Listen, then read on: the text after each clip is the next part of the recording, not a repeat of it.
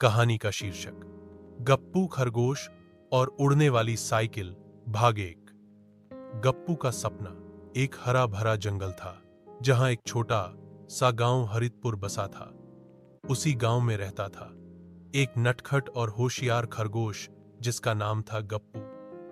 गप्पू बचपन से ही कुछ नया करने के सपने देखता था।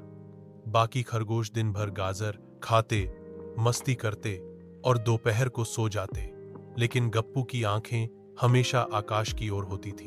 गप्पू का सपना था उड़ना। अगर पक्षी उड़ सकते हैं तो खरगोश क्यों नहीं? गप्पू खुद से अक्सर पूछता। गप्पू के पास एक पुरानी टूटी हुई साइकिल थी जिसे वह हमेशा सुधारता रहता। वह उसमें पंख लगाता, पंखे जोड़ता और तरह तरह के प्रयोग करता। भाग 2, उड़ने की कोशिश।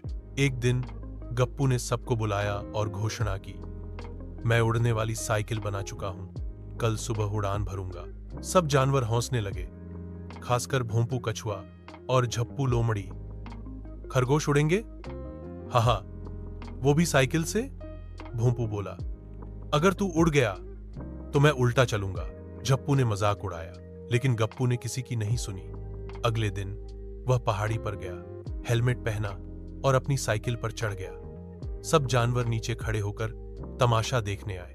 गप्पू ने साइकिल के पंख चालू किए और एक जोरदार धूम धूम की आवाज आई। फिर वह साइकिल पहाड़ी से दौड़ी और धप, गप्पू जमीन पर गिर गया। पंख टूट गए। सभी जानवर हंसी में लौटपोट हो गए, लेकिन गप्पू ने हार नहीं मानी। भाग 3, गुप्त मददगार। उसी रात जब गप्पू दुखी होकर अपने घर जा रहा था तो उसे एक पुराना उल्लू मिला, बाबा हुक्कू। बाबा हुक्कू गांव के सबसे बुद्धिमान प्राणी माने जाते थे। तू हार क्यों मान रहा है गप्पू? उन्होंने पूछा।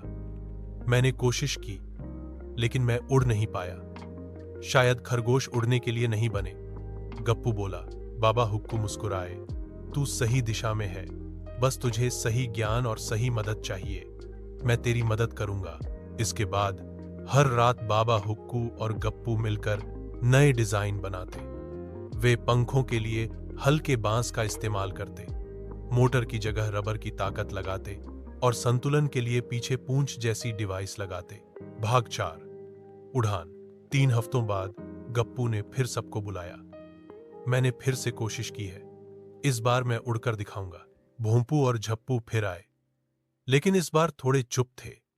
उन्हें गप्पू की लगन देखकर थोड़ी झिझक हो रही थी। गप्पू पहाड़ी पर चढ़ा, साइकिल चालू की और जोर से पैडल मारा। वून एस एस एश। इस बार साइकिल धीरे धीरे हवा में उठी। सब जानवरों की आंखें फटी की फटी रह गईं। गप्पू ने एक चक्कर पूरा किया, नीचे झुका और धीरे से जमीन पर लैंड किया। पूरा जंगल तालियों से गूंज उठा। गप्पू उड़ गया, गप्पू उड़ गया। बच्चे चिल्लाने लगे। भोंपू शर्मिंदा होकर बोला, मैं उल्टा तो नहीं चल सकता, लेकिन अब से मैं तेरी इज्जत जरूर करूंगा। भाग 5, बदलाव। गप्पू की उड़ने वाली साइकिल पूरे जंगल में मशहूर हो गई। अब गप्पू गांव के बच्चों को सपनों के पीछे भागना सिखाता था। कोई सपना छोटा नहीं होता, वह कहता। बाबा हुक्कू भी मुस्कुराते रहते। उन्होंने एक नए आविष्कारक को पंख दिए थे।